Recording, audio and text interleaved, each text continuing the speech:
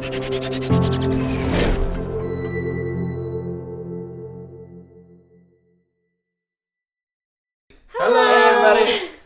are back after 1 week to you guys, but it'll be like months by the time this thing releases. What did we just watch? We watched 1993, What's Eating Gilbert Grape? And this Lars Van Hallstrom. This was selected by you. This is on your top movie list. So yes, next time we'll be watching an Alex film. Get excited, everybody. God help us all. It's terrible. It's not. But yeah, so I guess we can kind of just jump right into this. If you guys haven't seen the movie, you're going to feel like you've seen the movie after this. It's going to be very exciting. So?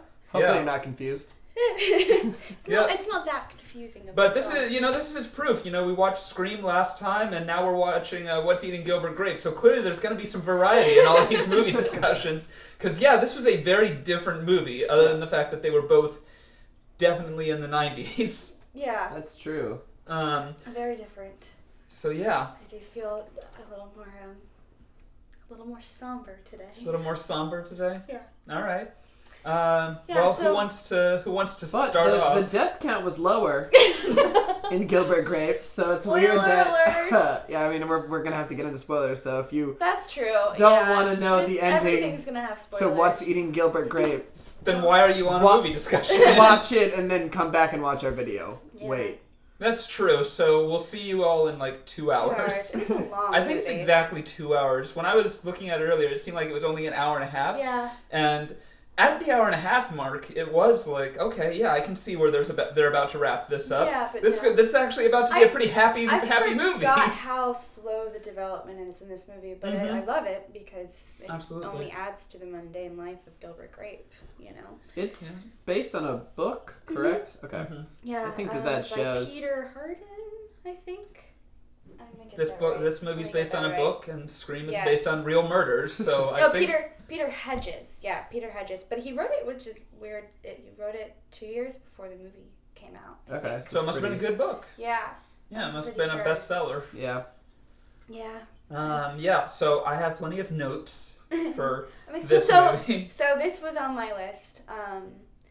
It was kind of a last minute add-in for my list because I have only seen it a couple times before this, but it stuck with me. I've even named my cat Arnie.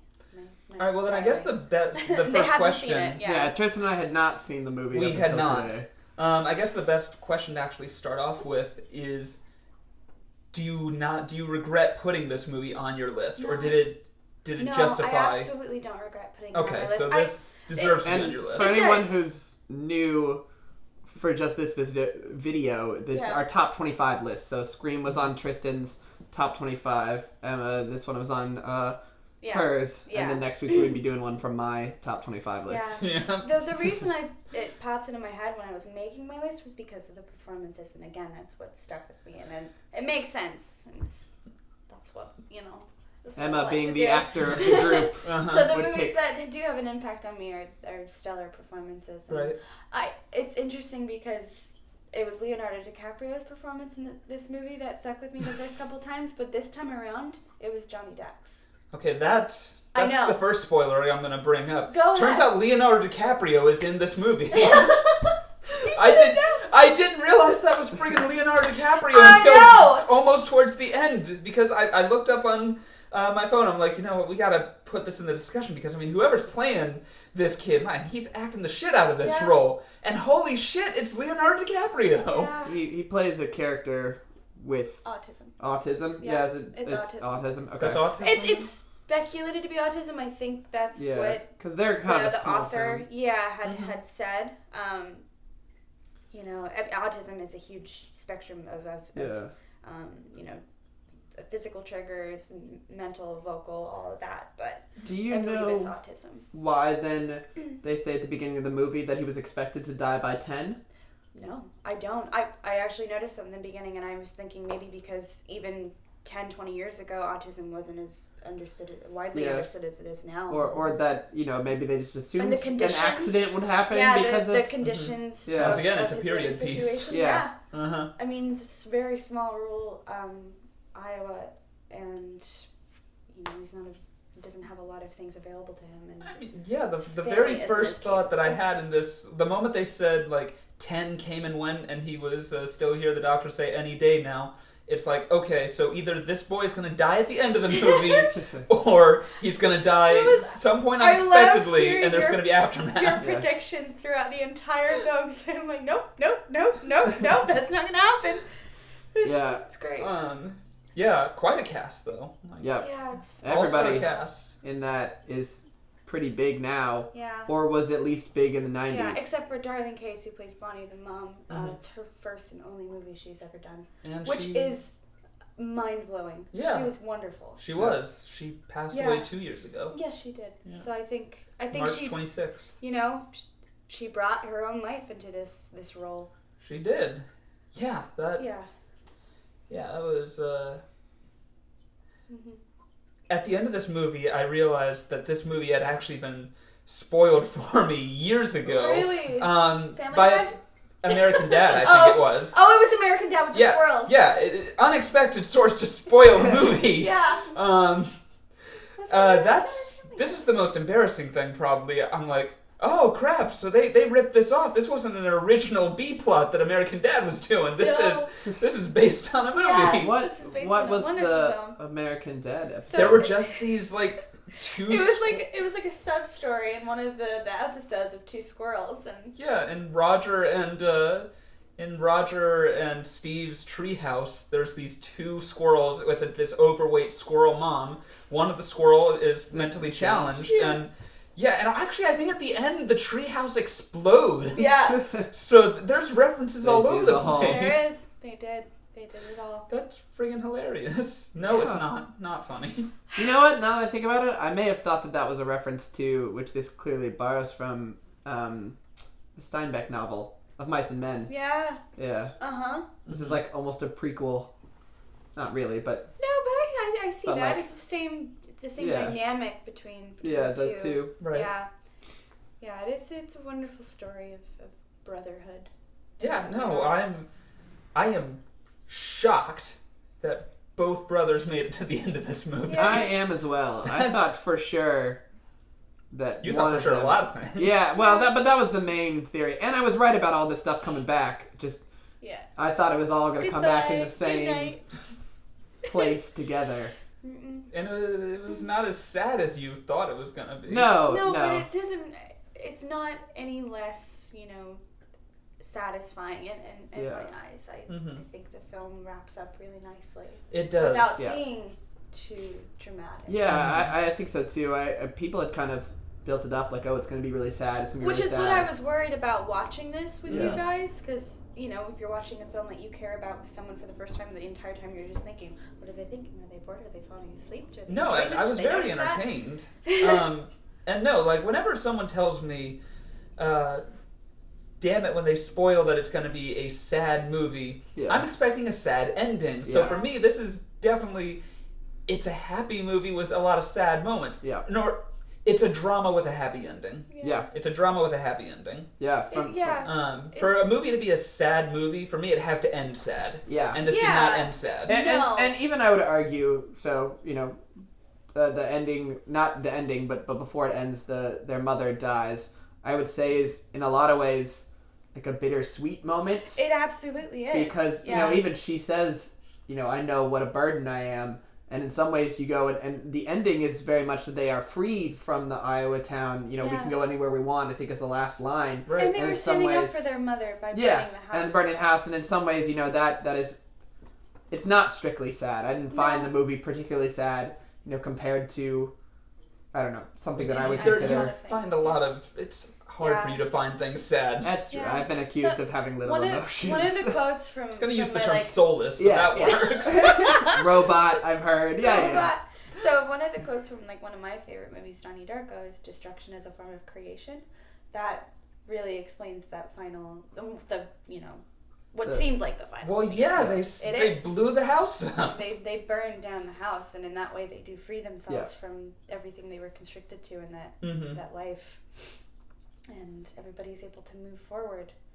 But it's nice because, their mother was finally happy in a way. Like, she climbed those stairs, she got upstairs, and she was accepting herself, and then so did her children, especially Gilbert. I think that was the last child to really accept her for who she was, because throughout most of the movie, he badmouths her, calls her a beached whale. Not and to I say know that she you isn't, have some but things to say about that.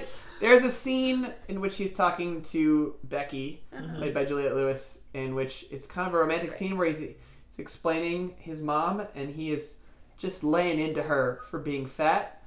But it's playing this very romantic, sentimental music in the background, and I thought that was an odd choice by the director.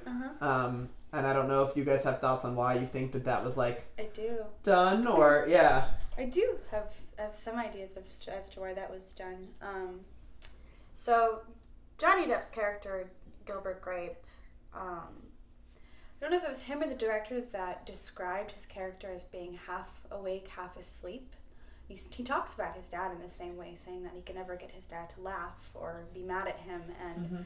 And when they're having that scene at the end before they sleep together, the day before Arnie's birthday, he's just talking about his dad, and I think after watching it a couple times, it's as if he's almost talking about himself, because for the longest time he was just living this very mundane, depressed life and not feeling any way about anything, because he couldn't. This immense responsibility, this affair that he's definitely doesn't have his heart in all the way. And Becky says, I used to know a guy like that, and smiles and kisses him. And I think she was talking about him. And he's definitely grown a lot since meeting her. And as much as I hate that in some movies, the manic pixie dream girl, who adventures and makes the guy realize great things about himself, I do love their relationship in this movie. No, it's good. And I liked it. To get all the way back to what we were talking about, that romantic music and the background of him talking about his mother like that is this odd balance of... it's supposed to feel odd, so that we feel his, so. His dissociation from it. Like that he doesn't even realize how unromantic it is for him to be basically making your mom was so fat jokes about his own mom romantic to a girl that he likes and is trying to impress. Well, let's not forget, he might have that issue, bringing up roasting his mother when he's trying to flirt. Her idea of flirting is talking about how a praying mantis bites the head off and then eats the male after having sex. Yeah, so... Proving that if you look like Juliette Lewis, you can say anything, and the guys will just be like, all right, great. Do we want to eat dinner? Yeah, I would love if you ate me after we hooked up. I don't care. Oh, God. We've been there, I think. Yeah, fine, whatever you want. Yeah, okay. I never know what's gonna come out of your mouth, and that's definitely on the list of things I didn't know you were gonna say. I'd be okay if you ate me after. Don't you make a joke, right? Okay, so I put on my list because I'm just gonna try and hit all these bullet points, not all at once, but I'm gonna keep this thing flowing. And I said this earlier, but I really love Johnny Depp when he has the opportunity to not be Johnny Depp. Yeah. I think... This is where I wanted to go with the conversation, too. Yay. Okay, yeah. Johnny Depp. I think Johnny Depp excels when he's not stereotypical Johnny Depp. Absolutely. Or at this point, I think it's you either think of Johnny Depp as Jack Sparrow or not Jack Sparrow. Yeah. Betty and June.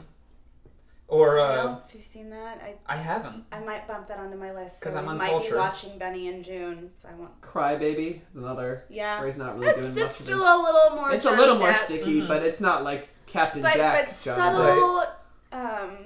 Or Pirates 2 through 5, Captain Jack. Yeah, because he was fine in the first one. He was a little more measured in the first. Even in the second one, but mainly in the first one. For me, it's when Johnny Depp has the opportunity to act with his physical features and his eyes and his face, and not speak, because that the director said that's why he cast Johnny Depp in this role, was his ability to act with his eyes. And he does so many times in this movie have these moments, like at the dinner table or when he's looking at Becky, Juliette Lewis, interacting with his mistress. He speaks a lot with his face, and I think that adds even more to his character being half there and half not. Yeah. I think I have 2 Johnny Depp films on my list. Like, one's Edward Scissorhands and the other is Sleepy Hollow. Oh, Edward Scissorhands is on your list? Edward Scissorhands is on my list, so we're gonna watch Edward Scissorhands. I've not seen Edward Scissorhands. Ooh, that's gonna be exciting. Yeah. It's a weird movie. But no, it's a weird movie, but that was like what is the... that? Are we dying? I hope not. It's probably the camera. Someone died. It's your camcorder. Oh, okay. Did it explode or something? Oh my god. Was that thing recording the whole time? It was. Okay, well that's cool. Okay. Yeah, no, Edward Anyway. Scissorhands is it's weird Johnny Depp, but at the same time it's good weird. And I think Sleepy Hollow, he's weird Johnny Depp, but in a good way, because I mean the charm was there for a very long time. Yeah. I think the era of the charm ended with Jack Sparrow. Yeah. Either Jack Sparrow or Charlie and the Chocolate Factory. Oh god, that movie is phenomenal. Charlie and the Chocolate Factory? It's amazing. Oh, okay. Johnny Depp and the Tim That's Burton one of my favorite Charlie and the Chocolate performances. Factory? Yeah. I haven't seen it. You haven't seen that one either? Well, No. I'm not adding it to my I list. haven't wanted to. I watched the original, and I love the original. Mumbler! I mean, oddly enough, the Tim Burton Charlie and the Chocolate Factory, it's a closer adaptation to the book than Gene Wilder's one. But I still I prefer believe that. Yeah. Gene Wilder's one because, I'm your stereotypical that movie takes internet like an guy. hour and a half to start. What, Gene Wilder's? Yes. Yeah. Going back to it, there's actually a lot of clever moments. I will say the children in that movie, the kid actors, unbelievable. Yeah. They're amazing. Um. They're great. Charlie carries that movie. Okay, yeah. I think so. And then then little Charlie went on to play Little Norman Bates in Bates Motel. Oh, you're I'm talking talking about the Yeah. Gene Wilder one. Oh, okay. Yeah. Yeah. Well, that Charlie kid went on to have a nothing. mustache. He did nothing after Yeah. that. Yeah, he works a He did farm or something. absolutely He nothing looks. after that movie. I think he looks like one of the few pictures I've ever seen of Bill Watterson. Yeah, it's like a dairy farmer or something. Because I think there's only like 2 public photos of Bill Watterson in existence. The author of Calvin and Hobbes. Oh, sure. Yeah, he's a very private person. So next on the list, and these are going to be in no particular order. These are just what I wrote down as I went. I don't think it's going to take too long to get through this point. Foodland. That's how I see Walmart. Yeah. Foodland is how I see Walmart. Yeah, I mean, they definitely had like a lot of parallels in that idea of like the destruction of small town America and by like corporations. And you have the John C. Reilly character whose name is like Tucker, and he really wants to work for Burger Barn. Oh, we'll get to Tucker. Burger Barn. We'll get to Burger Barn. Which I did think was interesting. I don't know, like we might circle back around to it, that they mentioned it being the Burger Barn being like even supplanting McDonald's and Wendy's, and they mentioned other fast foods. I thought it was gonna, the way that you were saying that food store whatever was Foodland was kind of so creative. Yeah, like a Walmart metaphor, but then they like avoided it with Burger Barn, where they said it's more than the McDonald's copy off of. It's greater than McDonald's, which is interesting that they chose to mention it as being like our town didn't get a McDonald's and get a Wendy's or a Burger King, but it is going to get a Burger Barn because it can travel better. And I think that was interesting they chose to directly compare it to other existing known fast food places instead of just pretending it was a world in which those didn't exist and that Burger Barn was this world's McDonald's. Which, I don't know. After we're finished with this, where are we going? Are we getting breakfast food or are we getting burgers? Because one of those things I feel needs to happen. Breakfast food. All right. Like we said. Yeah. Why would anybody ever eat anything? Because they're idiots. People are idiots.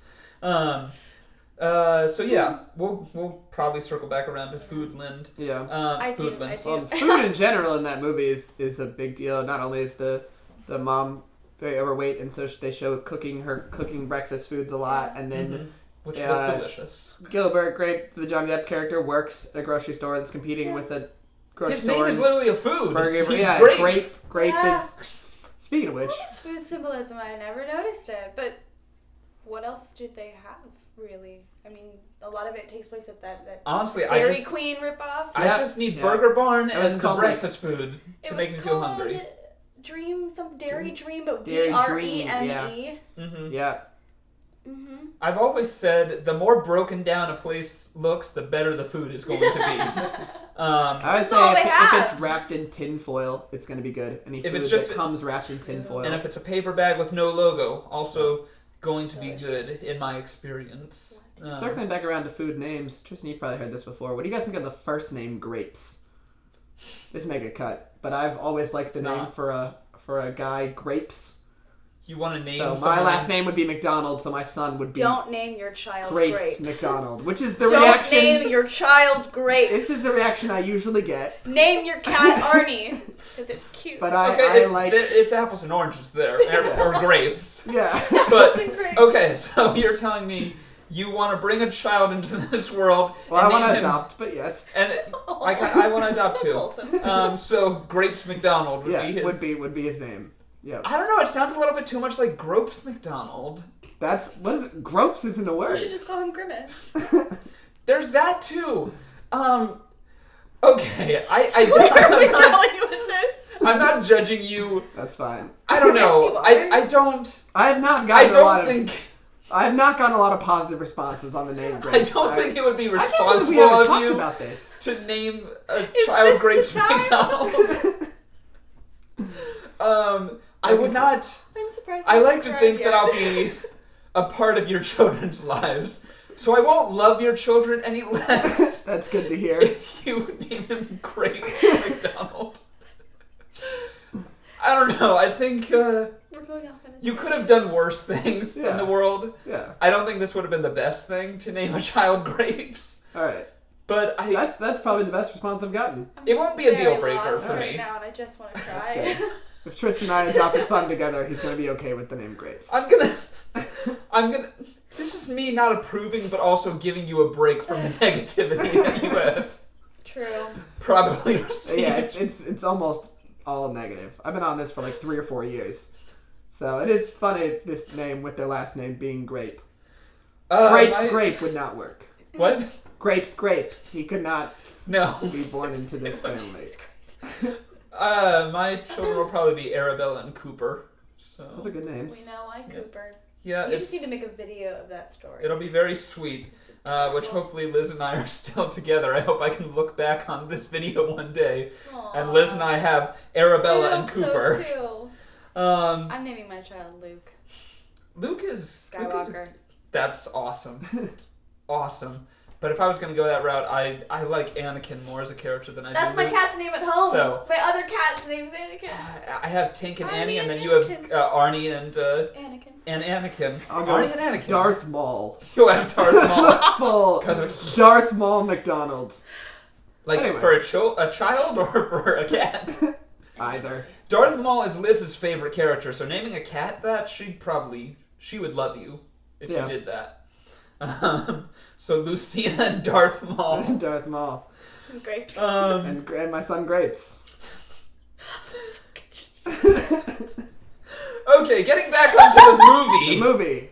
I might have a tag in to skip banter, which, shame on you if you skip anything that we just... I think it's important for the world to hear the conversation that just happened. I kind of zoned out and started to cry a little bit, but that's what I do. So yeah, the next on my list is Depp pulled 90 Sexy off fairly well, and I think he pulled it off better as the movie went on. Much better than Billy! He did, yeah. Billy was not good 90s sexy. Johnny Depp was good 90s sexy. He was. I could have loved it if he wore a ponytail, but you know what? That didn't really happen. There were moments where it seemed like he was teasing me with it. It's speculated that his hair, I don't know if this is true, actually changes. The continuity of his hair is totally off throughout the entire movie. I don't know if it's lighting or not, but you do see different lengths. And at one point, he has really light blondish, red hair, and then he has really dark, long hair. It's short and reddish brown. What are you? Okay. I was trying to get a different camera. He's getting Tristan POV right now. Yeah, there we go. But he has shorter, copper, dark hair, and then it's really long and dark brown. Yeah. throughout the whole I did not movie. notice that. I watched it but, and I could kind of see it, but I couldn't tell if it was lighting or not. But you know. I mean, who knows? Like you said, there were a couple of little continuity blips in that, which I wouldn't have noticed if you hadn't said anything, I don't think. And I normally pick up on some of that stuff. You gotta see it a few times and then you notice the them. But that doesn't affect the movie at all. No, it doesn't. Yeah, no, I wouldn't say so. Yeah. No, he's I would have liked to see Becky ride her bike more. Yes. Or at all. She never rode the bike. She only once. walked her bike. I think she did it I one wonder time. if Did it was she? possible. Yeah. Do we know if Juliette Lewis could ride a bike? like maybe it's a real thing. Tristan and I, when we were working on Bystanders, the TV show that we're trying to make, we got an actress who is great, and she plays an Uber driver, and she doesn't drive. And we hired her as that part, and then she found drives. out She just can doesn't drive. She doesn't like to drive. Yeah, but she was almost here today. She'll be on one of the other vidcasts. Yes, we will have guests. Yeah, we will. But yeah, we cast someone whose like main characteristic is that she's an Uber driver and she doesn't drive. Yeah, we found out her Stunt first day on doubles. set. So, you know, it's possible that they hired Juliette Lewis because she was the best person for the part, and they said, "All right, you got to ride your bike around." She said, "I don't really ride bikes, so I don't feel comfortable with At it." least she could swim. Oh, fun fact! Yay. Yes, I get to be the fun fact person today. Yeah, this time around. After the scene that Leonardo Dicaprio and Johnny Depp did with him being in the bathtub and being stuck overnight when he goes to visit Becky, he did not bathe the entire time. Leonardo before he DiCaprio? went back into the water. Yeah. All right, well that's the beginning of his method acting career, I guess. He did not bathe after that. It'd be frustrating to me. Yes, if I Johnny were a person Depp on was set. horrendously annoyed with him on set. Yeah, I would have been too, especially because although they mention it often, and I thought this was strange, they mention it often that he hasn't bathed, but no one is ever like seemingly like crazy upset about it. Yeah. They're just kind of like, we need to get him to bathe, but not like they're talking in private about, you know, he smells bad or it's like hard to be around him, or you know, even when they go pull him out of jail and I noticed, you know, he hadn't bathed and the mom comes in and they get him out of jail and he's just hanging on the mom. And I thought, like, surely this is where they're going to bring up when the mom's like, I missed you, but you cannot be on top of me right now because you haven't bathed in weeks. Which is true, that if that is true that he wasn't bathing when they shot that scene, He was even more great on that actress because... Yeah, she Absolutely. kills this role, man. She does. It was fantastic. I can't believe how well she did. I didn't know prior to watching it for the first time that this was the only movie she had ever done. And now that you think about it, I mean, it makes sense. She probably was cast very specifically well, for in it. that case, she had a stellar career. The director found her on a talk show. Okay, that she had been on and contacted her for this role. Yeah. That was it. She blows it out of the water. That She last does. scene with her and Gilbert. Yeah. It's beautiful. It was good. Everything was like, it was top notch. It is. It's just a good movie. No, it's a great movie. It's a great story. It's heartwarming, but it's very sad. Well, in that case, I'm going to say something that's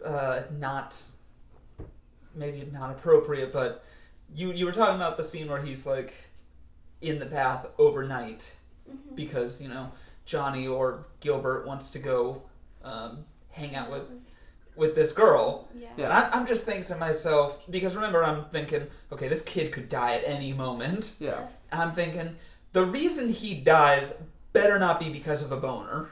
Like, he better not die because Johnny Depp wants to go have sex. Oh my god!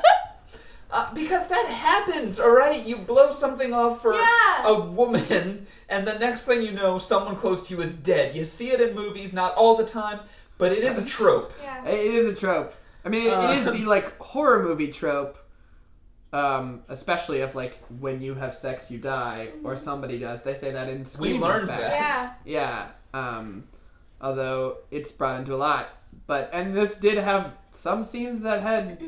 I've noticed especially when they're in the basement working on the house and the mom starts walking around and they're playing like horror music and people are jumping around and stuff, which I thought was they like played up the comedy sometimes with her being overweight in a way that I didn't find like offensive, but I found interesting because it didn't match as much tonally with the movie where they were doing almost like Shallow Hal style bits about the mom, and the movie was like poking fun at it. You know, not just not just hold through his eyes though. Gilbert's eyes. Yeah, which I guess is kind of why they did it, but I don't know if it's always through Gilbert's. Like, I know what you're saying. I don't know if it sticks as well to the. I think that is the key. I think it is central to Gilbert's experience. Yeah, I think that is what they're going for. I don't know if it follows through at all points on that, which is why I think some of those scenes stuck out to me. Yeah.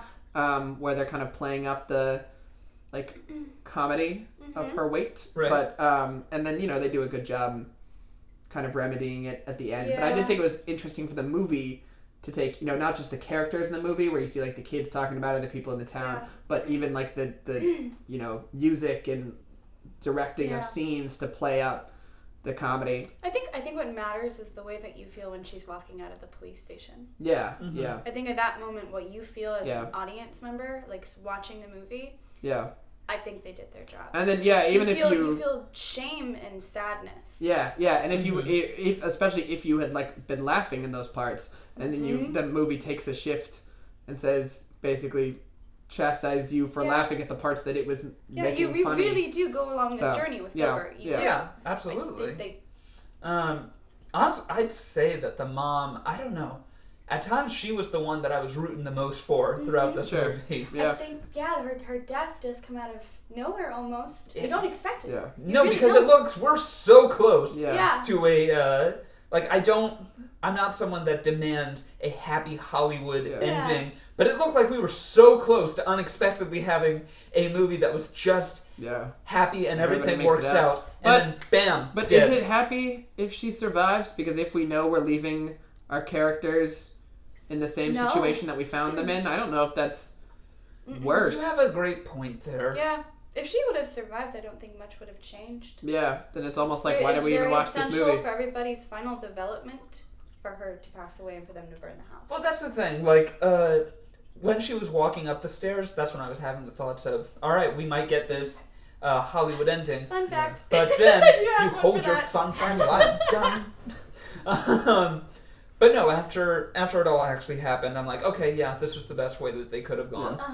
Because the movie ended up being happier because of it. Yes, the direction they went was actually way happier than I thought. Yeah. Okay, I'm ready for your fun fact. Oh, you're good.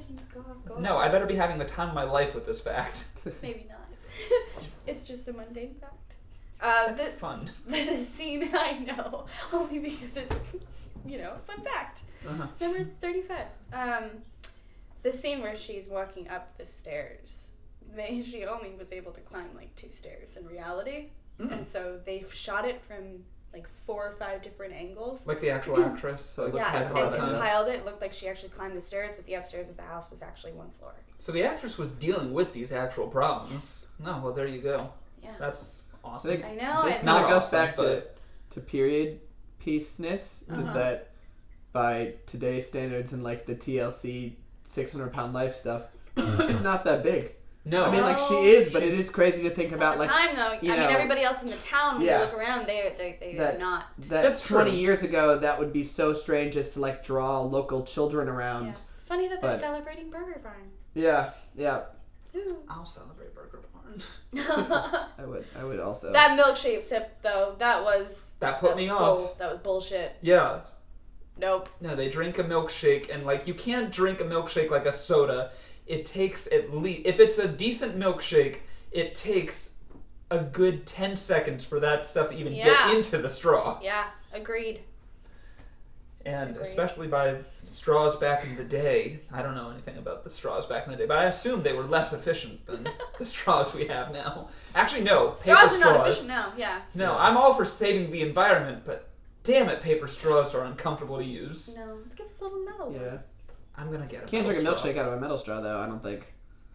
You have to go wide metal straw, like have varying sizes. Candy straws. God. Yeah. There's nothing 100% happy about a milkshake, I think is what we're discovering. There's always a percentage of disappointment. Milkshakes are sad. But no, throughout this movie, I really wanted the mom to make a comeback, and I think she did overall. Like, she definitely completed an arc, and that's the most you can ever ask for in a character. Yeah. Is their arc complete? Yeah. And that's a new realization that I'm coming to. I don't need to be satisfied with the character's ending as much as I need them to complete an arc have a thing in happen one to way them. or another. Obviously, we're not going to talk about Endgame spoilers, but I think that they actually pulled off arcs very well. Yeah, Gilbert and Arnie's the brotherhood arc. That was beautiful. It was. That's what really punches the movie for me and gets me really emotional. Oh yeah, you were getting really emotional. You're getting emotional right now. Sorry, I shouldn't point that out like it's a funny thing. I think it's great that you're in touch with your emotions. Yeah, it is. It hurts me in a really great way. I think it's fantastic when a movie can touch someone that way. I was definitely looking at the both of you a little bit when they have that scene in the bathroom where he beats him up. What, to see if we have hearts or not? Yeah. Okay, well, what was your analysis? Because I know your analysis of him. Well, yeah. I mean, heart. I certainly was not as emotional. But to me that was almost. It's intense. An expected. I don't know. I guess not that I saw it like that scene coming, but obviously there was gonna have to be a blow up of sorts.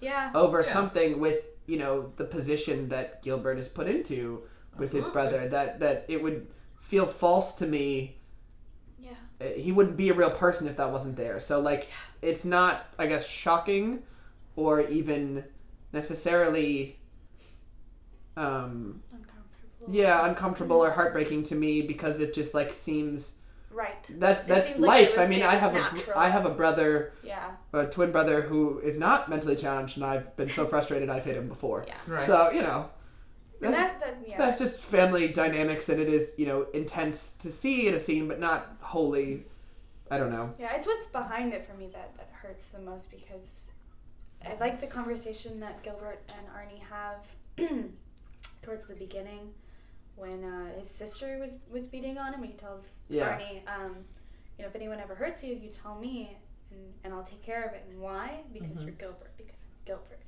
Yeah, so it's everything. So that kind of I think that came back what do I do in the end? Gilbert was the one that did hurt him, and he had that moment where he went on a mini journey of self-discovery. Yeah. He rode to Becky's house, and I think at that moment he was, for the first time, he says, "I'll take care of it because I'm Gilbert."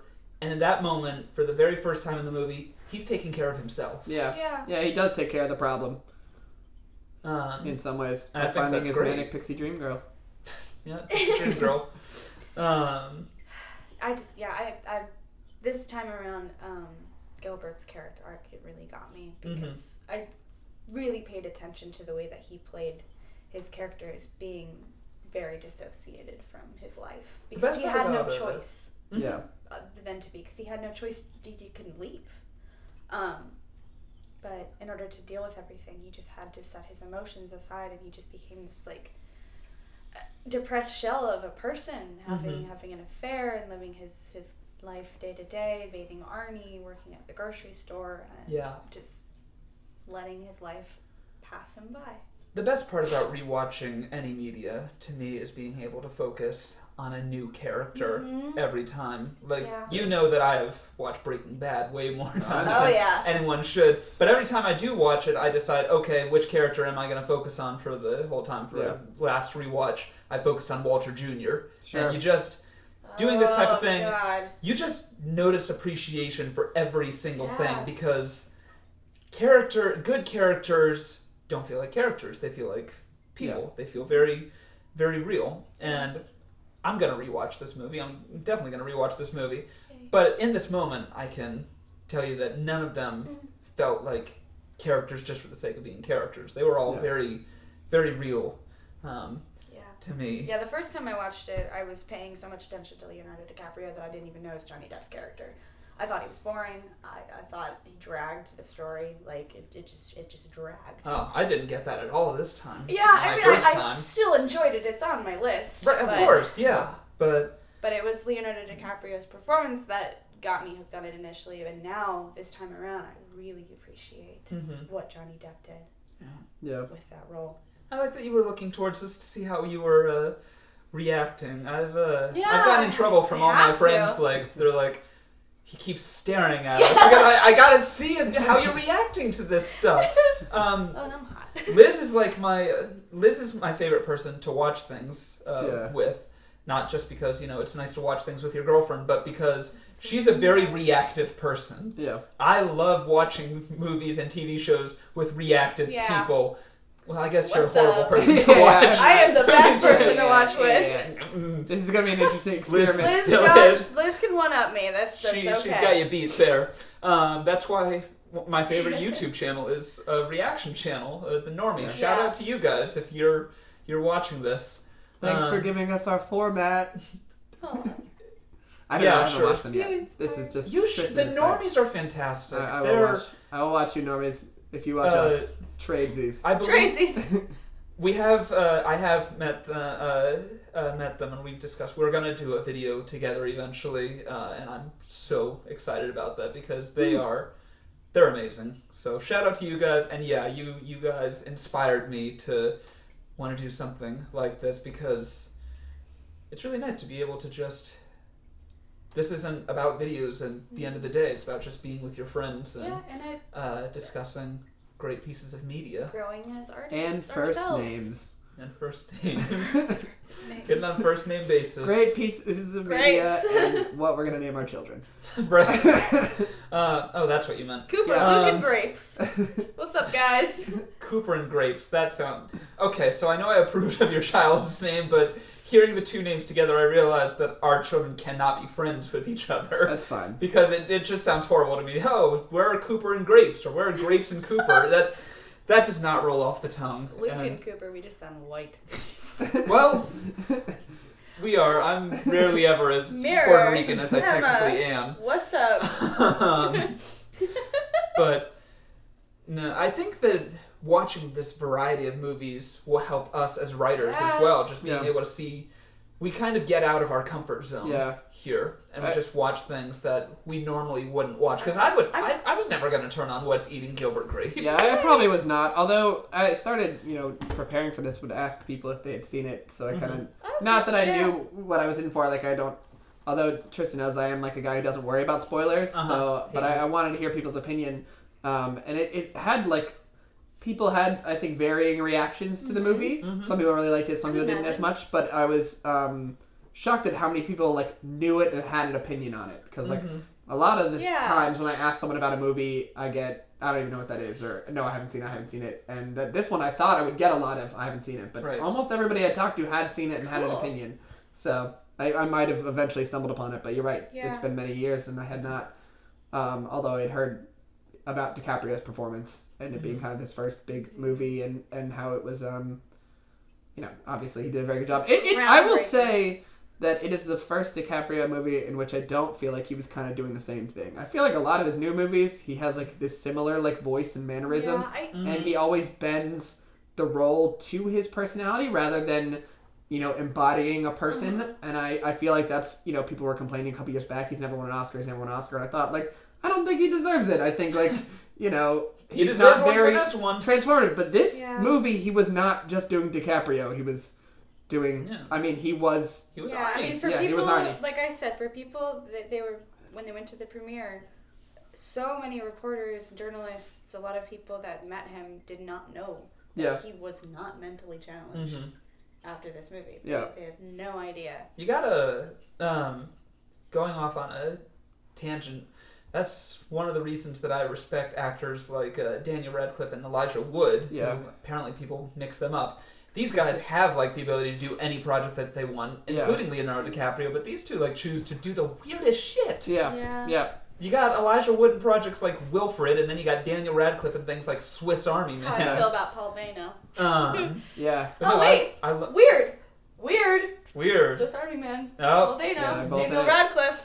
That's on your list, right? Swiss Army Man's on my list. Have you ever seen Swiss Army Man? No. I can't wait. Yes! There's so many... Oh, it's so good.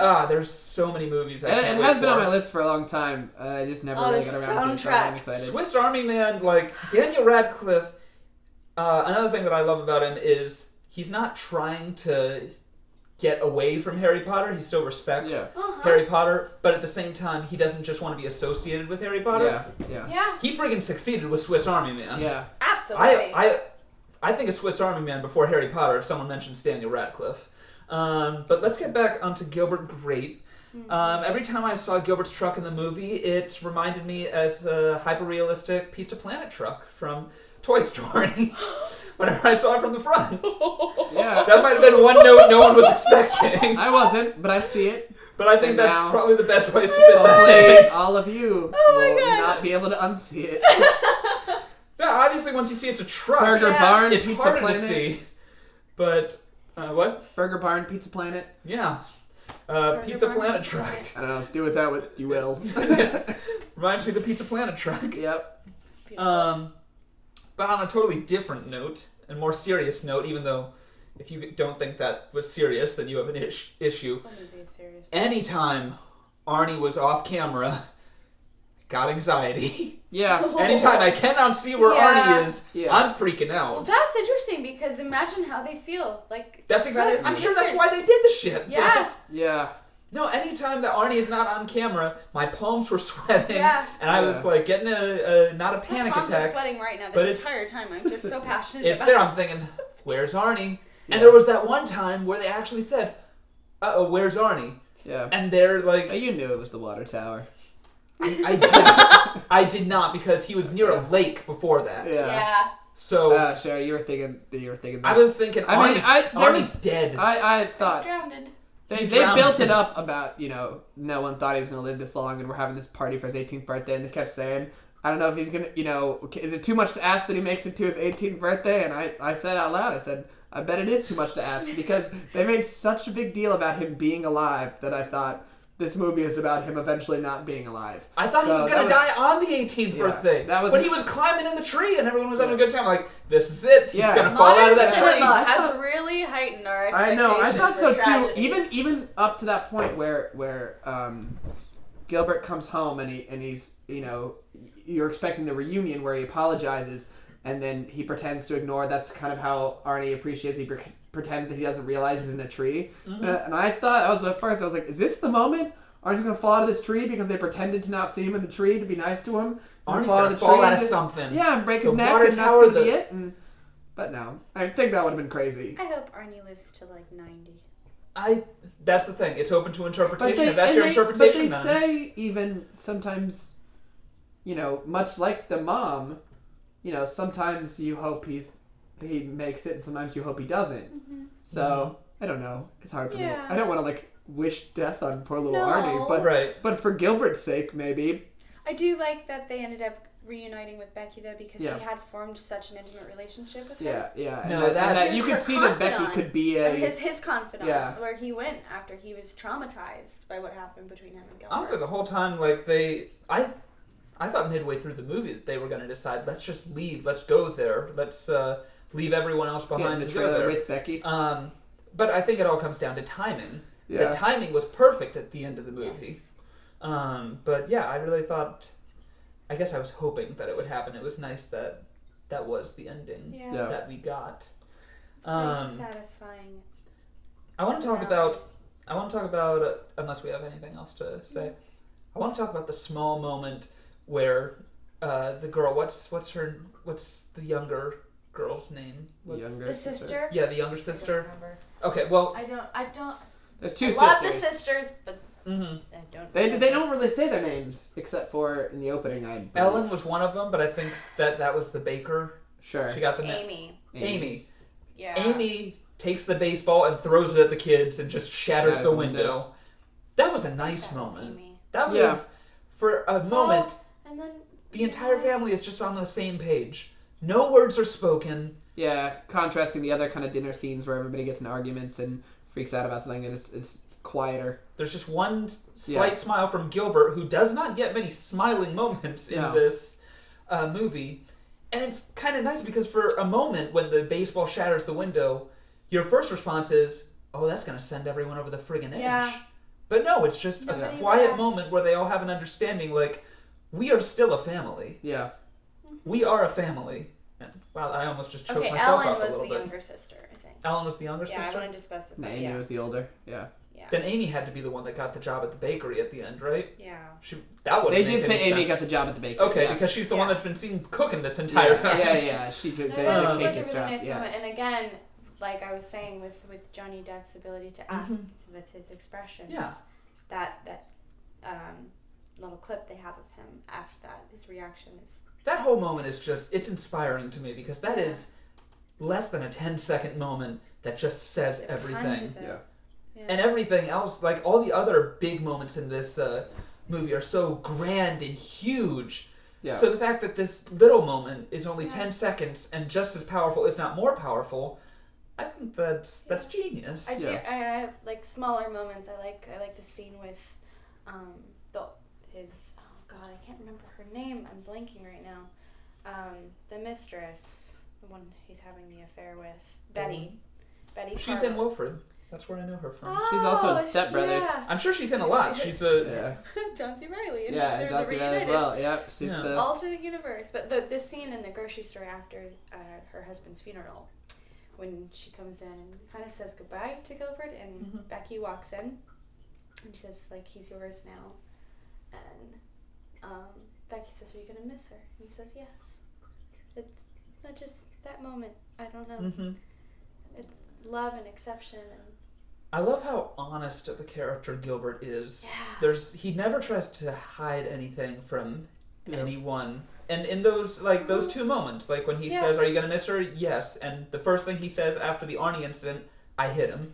Like he's just out there.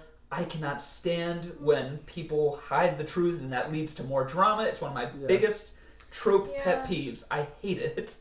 So I'm always relieved when a character is just flat out honest. It's a very genuine, pure character. It's going again off in a tangent. It's one of the reasons that I really love Community, which I'm watching for the first time. We got a character that starts off as the liar in the entire show, and yet he ends up being the most honest character throughout the show, which I love. I guess slight spoilers to Community, but they start this trope in episode 2, so that's fine. Yeah. You okay, Emma? I'm great. I'm just... they're not like sad tears. It's just when I experience a movie like this and the character makes such an impact on me, it just sticks with me. It is. I'm a very emotional person. That's why I do what I do.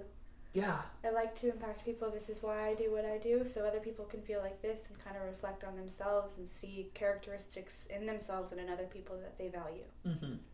It's discussions like this where even though this movie was not on my list, it makes me really excited to watch the other movies on my list because I realize these discussions are going to make me appreciate my movies even more. Yeah. Like, I don't think any of these discussions are going to ever impact my view on a favorite movie negatively. I'm sure I'm going to pinpoint things. Yes. But these discussions I think they're important. Accepting the flaws in the movies that you've chosen, because you've chosen them for your own reasons. Like, I was excited to hear your reaction because I expected there to be some negative comments, and I'm okay with that. I like to see. I know my favorite movie is not a perfect movie. Yeah. Famously, I get criticized often for my favorite movie.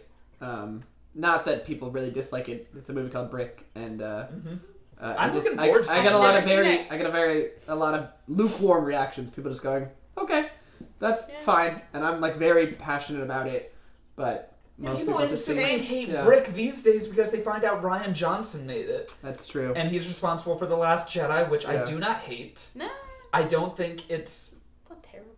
I don't think it's the best. It has a lot of flaws, but then again, so many tangents today. I'd like to see one of you direct a fucking Star Wars movie. No, you don't get to direct a Star Wars movie unless you have talent. Yeah. It takes say what you will about directors, but they got to where they are because they have talent. Yeah. And when you're handling Star Wars, I'm never directing a Star Wars movie. There's a third of Last Jedi that's really, really good. Well, yeah. There's just 2/3 that are mediocre. And they use the phrase battering ram cannon, which is insane. Anyway, we can talk about Last Jedi all day. Probably. No, we should definitely. We'll get to. We're gonna get to all the Star Wars. 75 of all of our favorite. We have movies. A New Hope and Empire, so we'll that's true.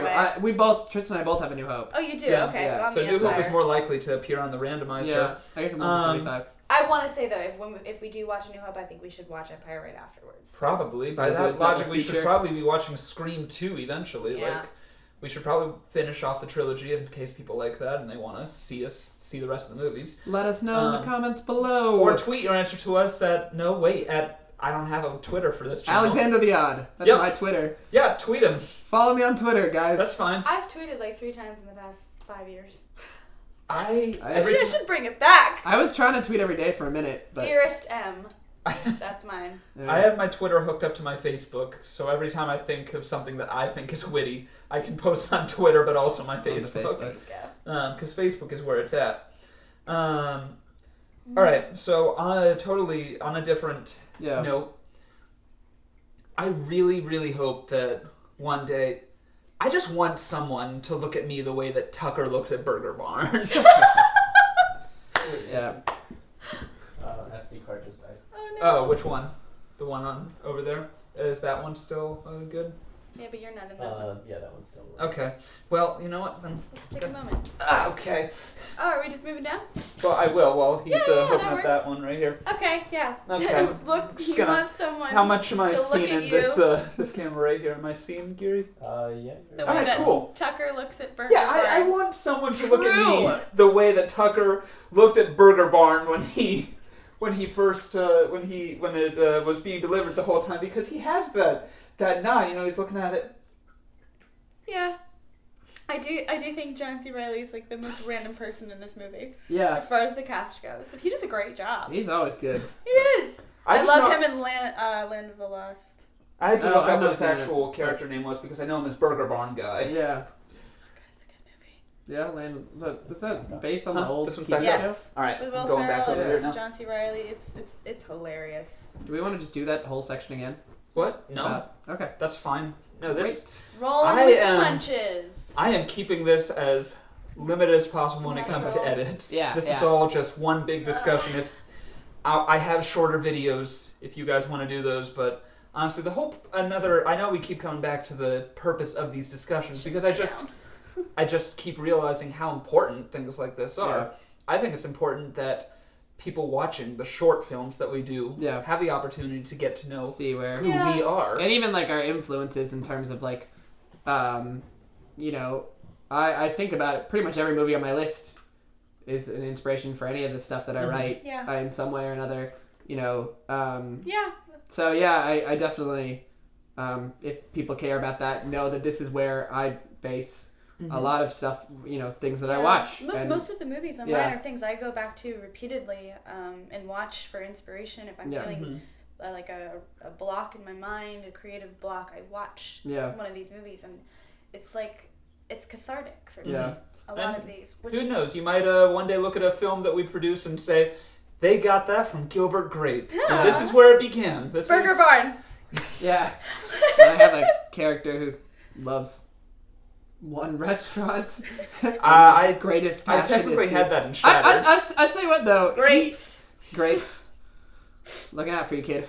He wants you to be bullied. Yeah, okay. I've had this conversation actually. I'll bet you have. Where people are like, if you name your kid Grapes, won't they be bullied? And like the answer is yes, probably. But kids are bullied kids will find a reason to bully another kid. Yeah. Not just because, they might use the name Grapes, but if I name him something normal, like my name is Alex and I was bullied because kids are ruthless. You're I was Alex. bullied too. Yeah, everyone's bullied. I wore eyeliner in 6th grade and I got called emo and I cried. Yeah, kids are ruthless. It wasn't that bad, but you know. Anyway, Gilbert Grapes. Gilbert Grapes. Gilbert's I Grapes. have Does that exist? a criticism. Oh if yeah. you are go. over that. I I did not like criticism. I did not like the opening narration. I think that it, you know, they kind of lead us, and it's like that classic, which I don't really like this, you know, they say show, don't tell. I don't really like that phrase because I think it's very, like, oversimplified, and I think a lot of times telling is important, but I think in that specific sequence, telling was too much, and when you contrast it to the first scene where Gilbert and Artie meet Becky, and they're in the truck together, and they go over the fact that there's a party, the fact that Gilbert was not expected to live as long as he is. Yeah. And we even see Becky's kind of character shine of being very accepting. And that is done without any kind of narration. We get a character motivation and we get kind of a background history on these characters and their family. And when you contrast that scene, anything relevant that was in that opening narration is in that scene in the car. So if you would have just done a similar sort of thing instead of spending time on narration with Gilbert and Arnie and members of the family, we'd get all that stuff anyway. It wasn't essential, and instead I felt just like opened in a weird way, and the fact that it's never done again till the final scene. Okay, that's what I was just thinking. It's the opening and the final scene. And in some ways it works for the final scene as like a closing because, you know, you get to hear him say, but at the same time I don't like that either because, you know, he says, Arnie said to me, are we going with them? And I said, we can go wherever we want, but why not just show that scene? Why not when they're running after the trailer? I wonder if it was in the book. I'm sure it was lifted straight from the book. Which I never do when I know there's a book. Yeah. I found out there was a book after I watched the movie, but I wonder if that's... I'm sure that's my guess at least. Yeah. It was similar with, which is a movie that was almost on my top 25, the Baz Luhrmann Great Gatsby, but one of the things that I find very annoying about that movie is the same thing, is that, you know, Baz Luhrmann and probably whoever wrote that movie, I don't know if it was Baz Luhrmann or someone else, but they wanted to use the Fitzgerald prose so bad that they kept narration as if Nick was actually writing it so they could have the Fitzgerald prose, and I didn't care for the fact in that movie. I don't like it. I didn't like it in this movie. I think it's like, you know, the whole point of turning a book into a movie is for it to be something different. It's for it to, you know, be the same but also do stuff that a book can't do. And by reducing, you know, your opening and closing to a narration that isn't used, and I don't think it should have been used at all to the rest of the movie. I thought there were plenty of powerful scenes without it. I did not care for that. Well, if it helps, Peter Hedges did write the screenplay for this. Okay, so he really liked, I guess, his opening and closing of his book and thought, I don't want to let it go.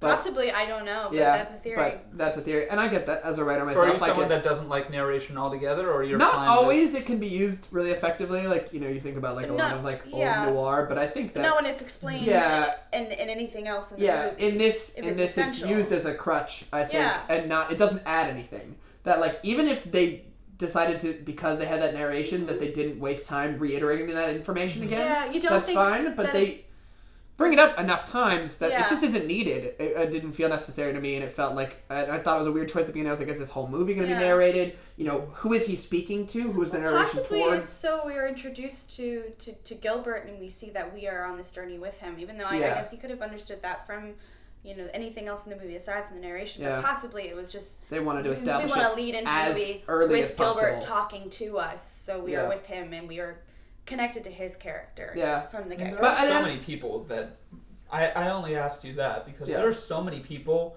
that are like absolutely no narration. Narration does not belong in a movie no matter what. I don't think I would be that hard and fast about it, but I can understand. Emperor's New Groove. I disagree. Yeah. Oh, well, there you go. Argument over. Yeah, before exactly. It begins. And even something like Arrested Development, which I know is a TV show, is used like to add rather than just like lean on. But I can understand where people are coming from with that because, you know, a lot of times, like in this movie, it feels tacked on because they just didn't know how else to do it, even though I'd argue they did a very good job without the narration. I see where you're coming from. You know, it started me off on the wrong foot, and then like later I was like, oh, this movie can be subtle. It does a very good job of being subtle. So why do we open so forceful?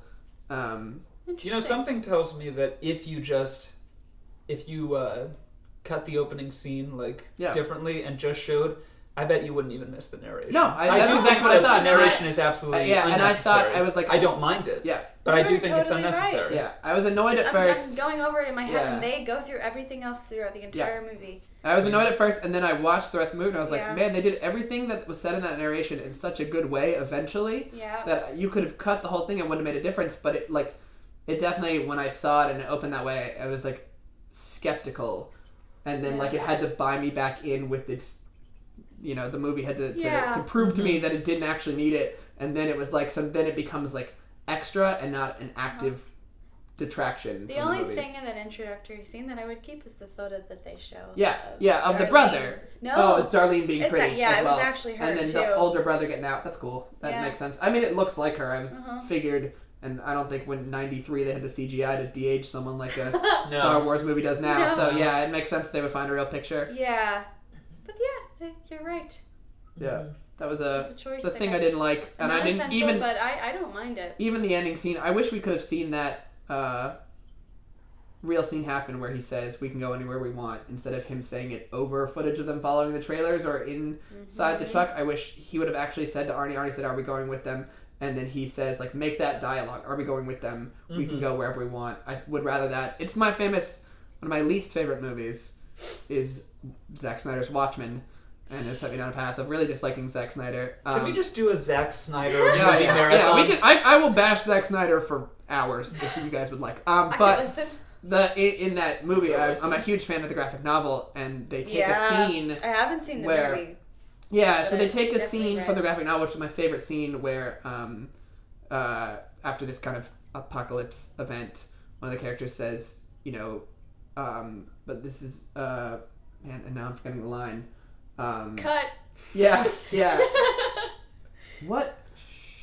It's because my favorite line of dialogue in Zack Snyder has ruined it for me. Of course. Yeah. But they take a scene and they give it instead to I know what John would have said. Man, I can't believe I'm brain fighting this. It was my senior yearbook quote. It's about being over. I know, right? We're in your house. Yeah, we are in my house. Mm-hmm.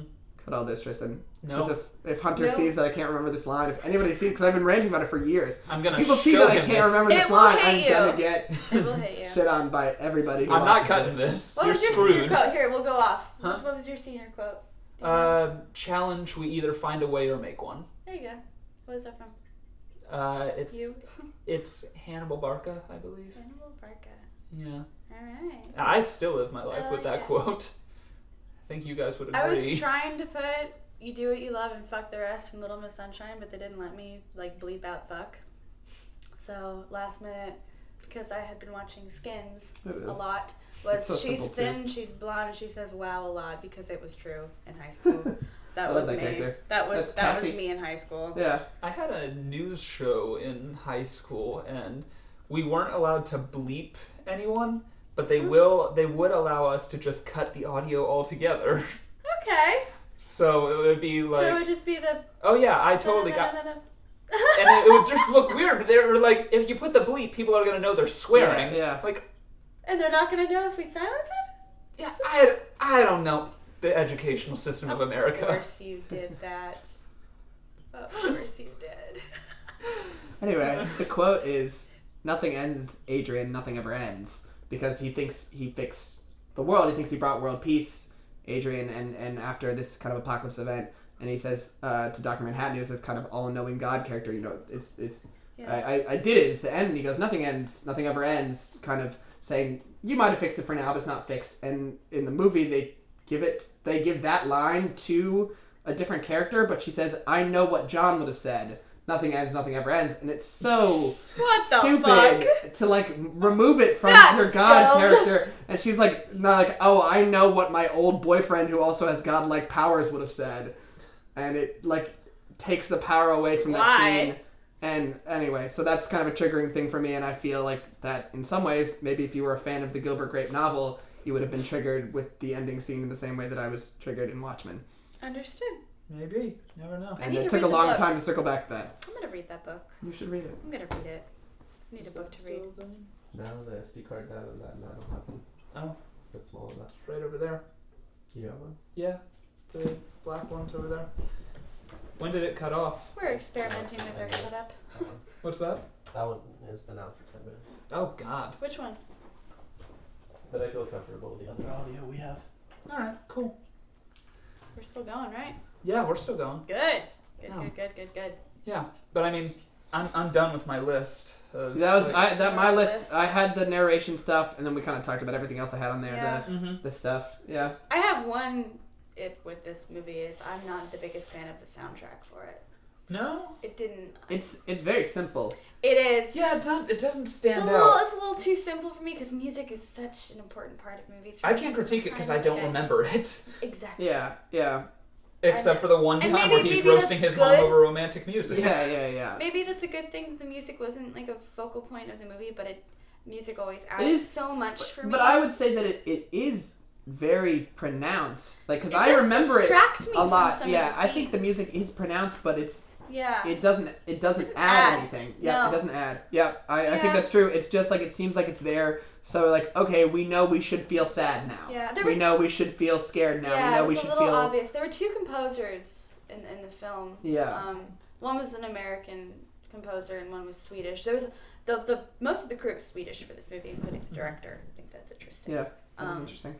But it's like a very American, like it's about Americana for someone who's not. I would have certainly expected it. I think he nailed American culture. Did. So good on the director. But yeah, that I do agree that the movie uses the soundtrack almost as like direction, like it's forcing us into a feeling in a way, like as if it's a horror movie. I kind of talked about that. You know, like that's the way that you would usually use music in a horror movie. And I don't think it was the same score over and over again, which again is okay. Yeah. But it did seem repetitive. Yeah, it's a little repetitive. It's very simple, and it sometimes feels forced, like that. It doesn't accentuate what we're seeing. It's telling us what to feel. Yeah. But the cinematography, some moments in this film are just. They are. Some of the shots are stunning. Speaking of Americana, they really force that kind of sunset. They grasslands, Iowa cinematography, and I think they use it well. And I think it's one of those things that, looking back, you go, you know, this may have been one of the first movies to really kind of do some of this stuff. I guess maybe before would be Something Heaven, a Terrence Malick film that has the word heaven in it, and a young Richard Gere who is very good looking. I know Tristan likes to talk about good-looking men in films. Oh yeah, totally. Go watch. Not gay, but I'm not blind. Something of Heaven. You're a lesbian. It's not Kingdom of Heaven. That's true. It's not. I am a lesbian. Days of Heaven. Days of Heaven sounds right. Kind of. It's got that Iowa Americana cinematography. Yeah. It's Terrence Malick who's great. I like the way they filmed the night scenes in this movie. Mm-hmm. There's one scene with after Gilbert has beat up Arnie when he's in his truck. Mm-hmm. He kind of puts his head down, he comes back up, and it's just the lighting on his face and his hands in the truck. It's just beautiful. Yeah, absolutely. There are the lake at night. I don't know. The cinematography at times was. I guess it switched. It went from really good to really simple. The tone shifts throughout this movie a lot. It does.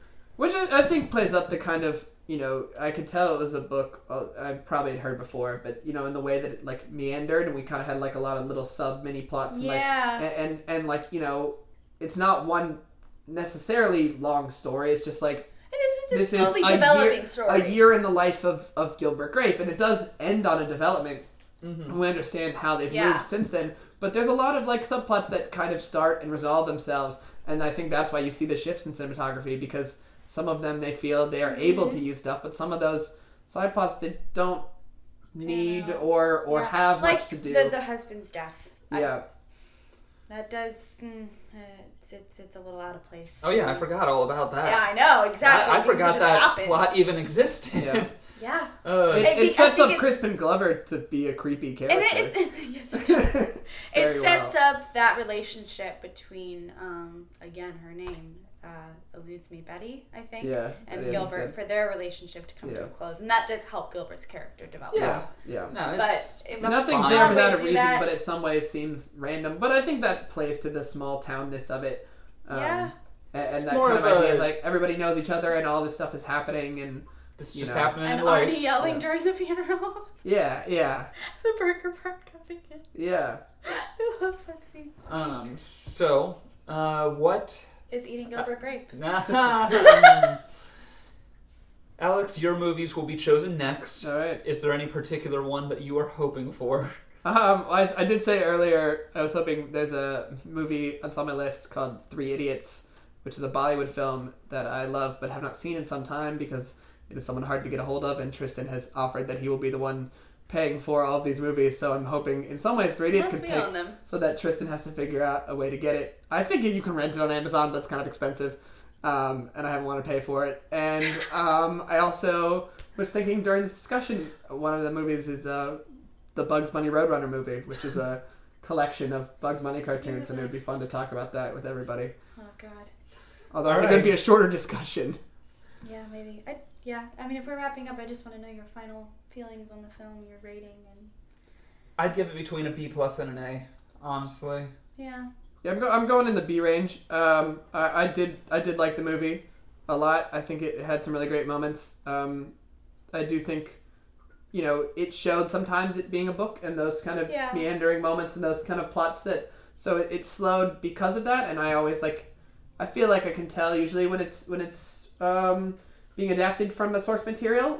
But I didn't the parts that they did well. They did really, really well. Yeah. And the parts that lacked weren't. Yeah, and they were few and far between. Yeah. But there were some slow moments, so I would put it in that B range. But performances. I think a lot of my movies on my list are because of writing things, and I can see why you being an actress. A lot of my movies are going to be performance based because the performances in this movie carry it through. I mean, it's very, very good.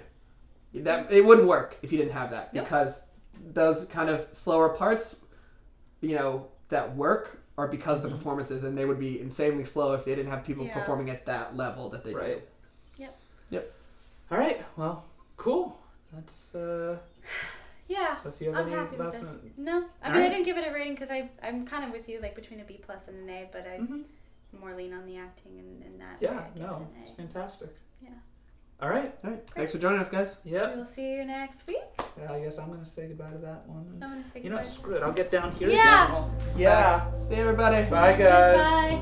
Thank you. Cool.